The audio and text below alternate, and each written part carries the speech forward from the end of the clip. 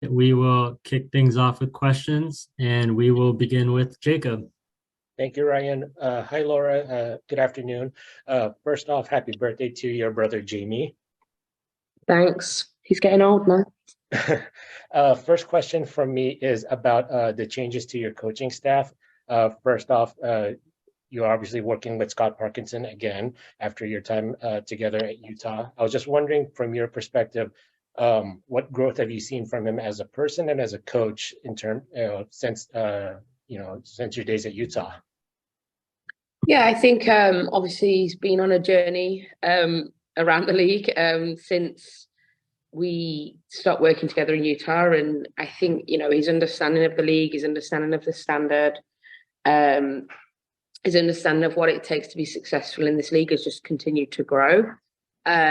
We've always been good friends, so we've always spoken pretty much daily ever since I left Utah, so that hasn't really changed. And I think working for the Reign and being part of this club has always been something that he's wanted to do. And whether Sam stayed or not, we were always trying to work out a way whether that could potentially happen. So yeah, just really happy that he's been able to make the move.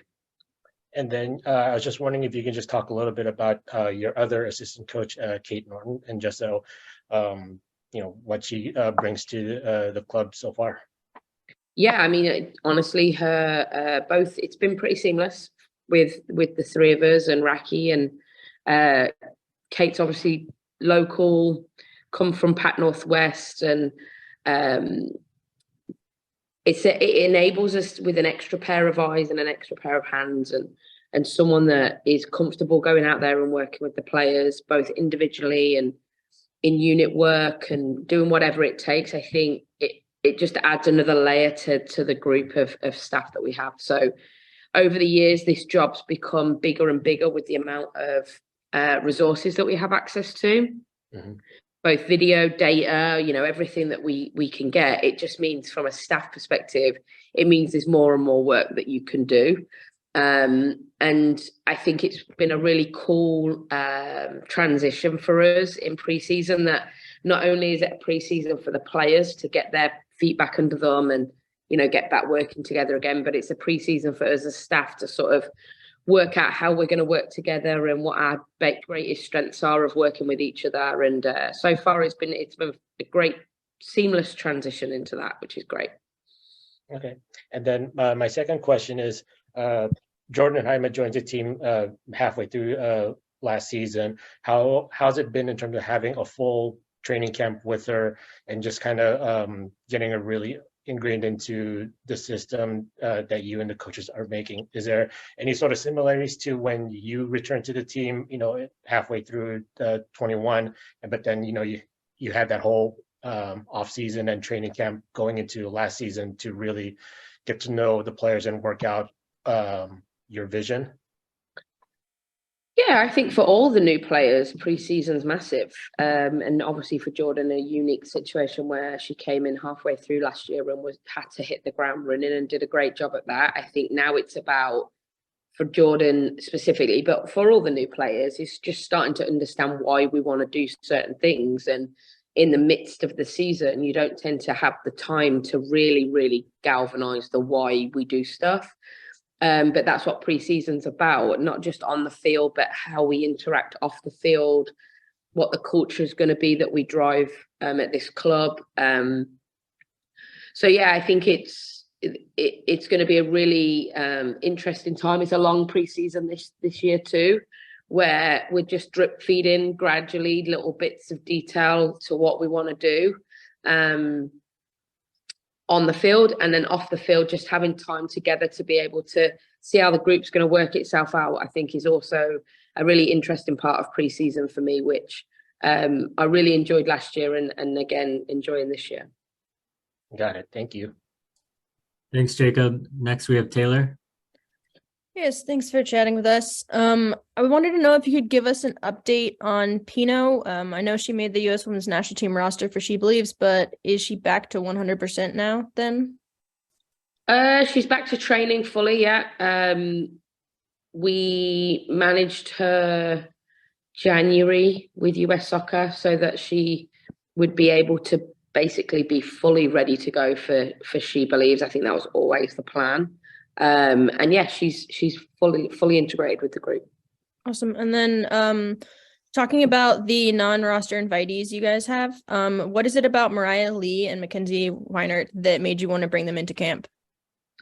Honestly, local. They didn't come on the LA trip. They stayed back in Seattle.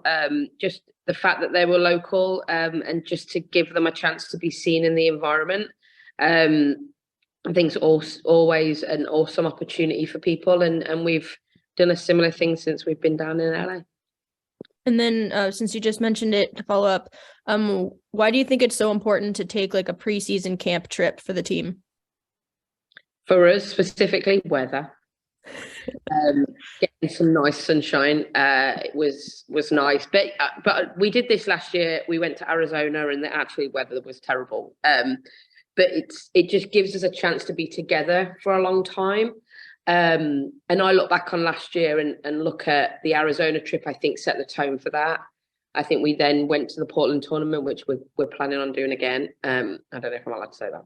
And then throughout the year, actually, we went to the Women's Cup at Louisville, and all these things are just opportunities where we get to be together as a group. And then when the hard times come and you need to push through some things, those moments can actually be the things that elevate the group and move them on. And I think that's something that happened to us last year. So not that I wouldn't necessarily always want to replicate what we did last year. I want it to be different. I felt that coming away as a collective group when everyone was available would be a really important part of our sort of setting the tone for the preseason. Okay, thank you. Thanks, Taylor. And then next we have Jeff.